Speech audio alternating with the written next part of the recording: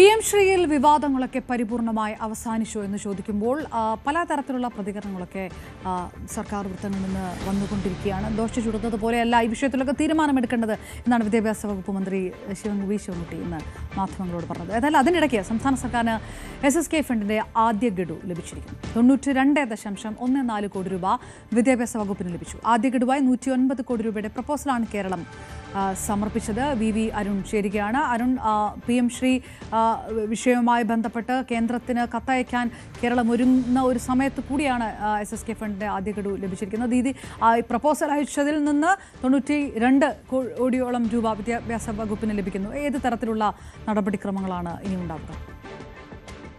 സംസ്ഥാനത്തിന് 127 കോടിയോളം രൂപ SSK ഫണ്ട് ഇനത്തിൽ ലഭിക്കാനുണ്ട്. അത് അടിയന്തരം അനുവദിക്കണമെന്ന് നേരത്തെ കേന്ദ്ര വിദ്യാഭ്യാസ വകുപ്പിനോട് മന്ത്രി വി ശിവൻകുട്ടി ആവശ്യപ്പെട്ടിരുന്നു.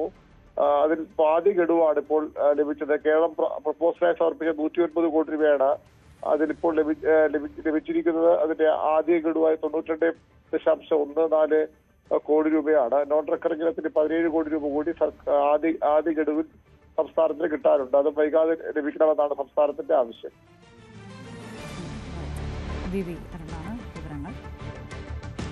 109 കോടി രൂപയുടെ പ്രപ്പോസലിൽ 92 കോടി രൂപയുടെ ആദ്യ ഗഡുവാണ് കേരളത്തിൽ വിദ്യാഭ്യാസ വകുപ്പിന് ലഭിച്ചത്.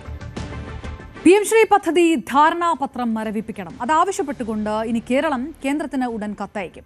കത്തിന്റെ കരട് ആദ്യം മുഖ്യമന്ത്രി പരിശോധിച്ച ശേഷം പൊതുവിദ്യാഭ്യാസ വകുപ്പാണ് കത്ത് നൽകുക. ഫയൽ ഇപ്പോൾ ഉള്ളത് വിദ്യാഭ്യാസ വകുപ്പിന്റെ കയ്യിലാണ് എന്നാണ് വിദ്യാഭ്യാസ വകുപ്പ് മന്ത്രി മാധ്യമങ്ങളോട് പറയുകയും ചെയ്തത്. CPIക്ക് പുറമെ CPM സംസ്ഥാന കമ്മിറ്റിയിലും ധാരണാപത്രം ഒപ്പിട്ടതിനെതിരെ വിമർശനങ്ങൾ ഉയർന്ന സംഭവമാണ്. PM ശ്രീയിലെ ഇടപെടലിൽ പാർട്ടി നേതൃത്വത്തെ CPI സംസ്ഥാന കൗൺസിൽ അഭിനന്ദിക്കുന്നു.